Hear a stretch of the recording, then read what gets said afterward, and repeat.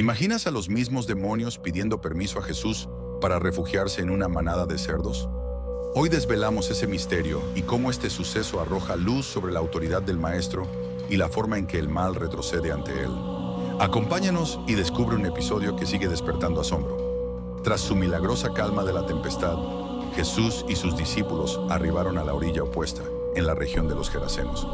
Allí, en un territorio mayormente gentil, podían verse cerdos que pacían en la ladera, un animal que, según la ley de Moisés, era considerado impuro. Con la mirada puesta únicamente en el Maestro, el relato describe cómo dos hombres, poseídos por demonios y viviendo entre sepulcros, acudieron a su encuentro. Eran tan violentos que nadie se atrevía a transitar por aquel camino. De pronto, los poseídos alzaron su voz. ¿Qué tienes con nosotros, Hijo de Dios? ¿Has venido a torturarnos antes de tiempo? A cierta distancia se veía una gran manada de cerdos. Entonces, los espíritus clamaron: si nos echas fuera, permítenos entrar en aquellos animales. Jesús dio la orden: vayan. Los demonios salieron de aquellos hombres y entraron en los cerdos. Y en un acto de espanto, toda la manada corrió alocadamente hacia el lago y pereció en las aguas. Los cuidadores huyeron, divulgaron lo sucedido en la ciudad y contaron la transformación de los hombres poseídos. La gente acudió en masa para ver a ese hombre que con un mandato desalojaba a los demonios. Pero en lugar de regocijarse, reaccionaron con temor y le pidieron a Jesús que abandonara su tierra. Así, el texto subraya la pregunta que atraviesa este capítulo. ¿Qué clase de hombre es este? Un hombre que, aun en un lugar habitado por gentiles, explicando la cría de cerdos, muestra poder sobre fuerzas impías y revela que ni siquiera los enclaves más oscuros pueden resistir su autoridad. En el recuento de Marcos y Lucas, se describe a uno de aquellos poseídos con detalle. Era un hombre al que ni cadenas ni cepos lograban someter.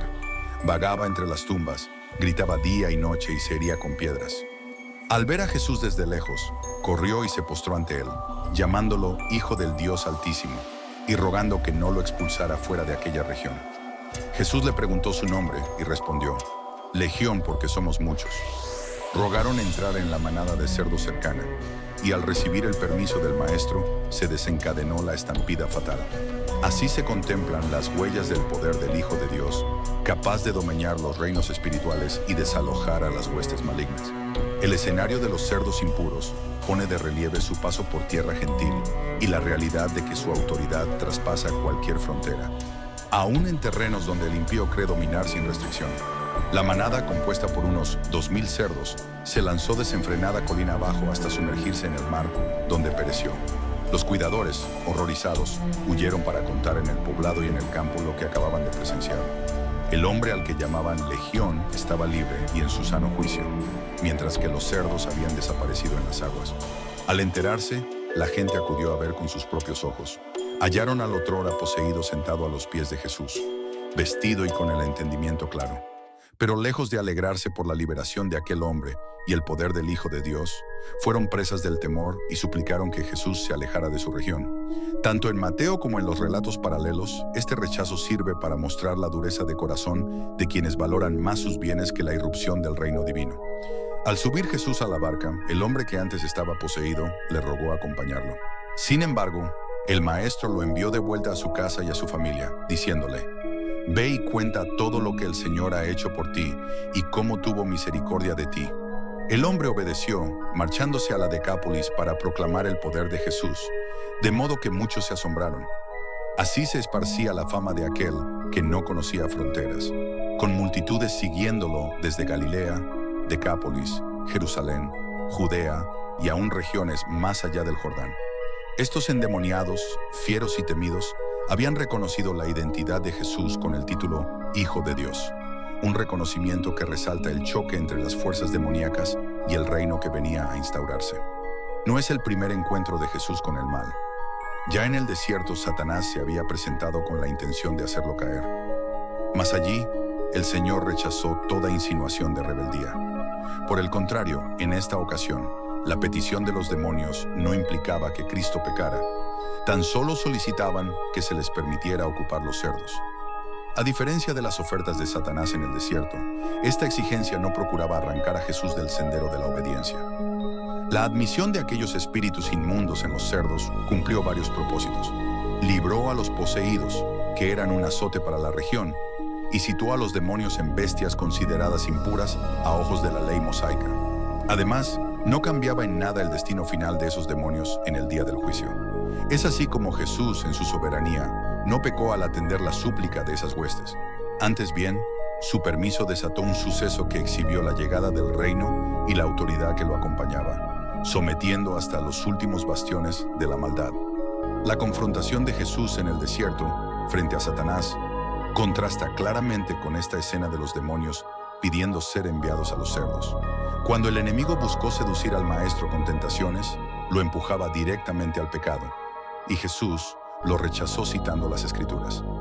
En cambio, la petición de los demonios de Mateo 8 no conducía al Mesías a ningún acto pecaminoso. Solo deseaban un lugar donde refugiarse temporalmente. Para los judíos ese lugar, el cuerpo de los cerdos, no resultaba ofensivo por su condición de animales impuros.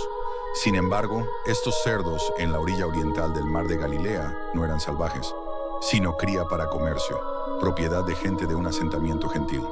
Los demonios, con su crueldad habitual, provocaron que toda la manada enloqueciera y se arrojara al mar, sembrando el terror entre los lugareños.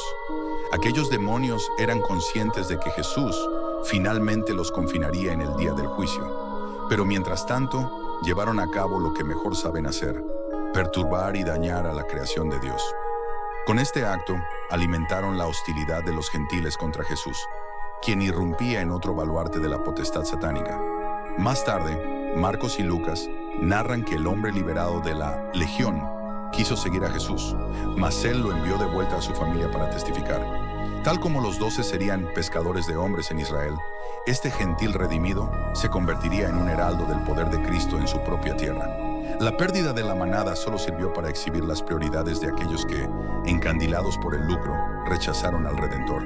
Así se revela la realidad amarga. Muchos a lo largo de la historia se aferran a sus ganancias y placeres, prefiriendo no perder nada, aunque ello signifique expulsar al mismo Salvador de sus vidas. Esta lección trasciende etnias y fronteras. El ministerio del Hijo de Dios se extiende a los gentiles, y no es cuestión de raza o tradición, sino de cómo cada corazón responde a la presencia divina. Tal como lo demuestra la historia, podemos encariñarnos con nuestros propios cerdos, placeres, ganancias, pecados, y rechazar a Cristo cuando nos confronta con el costo de la santidad. Pero la enseñanza es clara: aferrarse al pecado es un veneno que contamina el alma.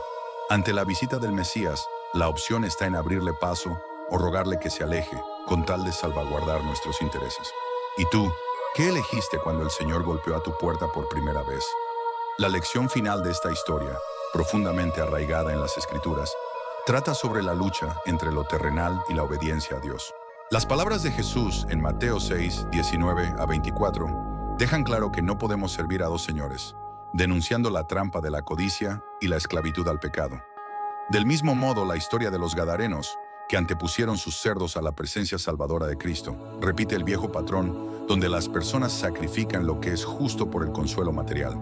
Sin embargo, el ministerio de Jesús no distingue etnias ni barreras culturales, tal como subrayan Efesios 2, 11 a 18 y los relatos de Hechos. Su llamado se dirige a judíos y gentiles, a todos por igual, y la verdadera oposición no depende de raza u origen, sino del corazón que rehúsa someterse a Dios. Este relato nos recuerda que la buena nueva cruza fronteras y que la dureza o la docilidad del corazón determinan la acogida a la gracia. En vista de ello, la salvación y la verdad divina se hallan abiertas a cualquier ser humano, siempre que se atreva a desprenderse del pecado y a seguir a Cristo. Hoy esta verdad nos reta a alinear nuestras prioridades con las enseñanzas del Maestro y a renunciar a la costumbre de aferrarnos a lo que obstruye el reinado de Dios en nosotros.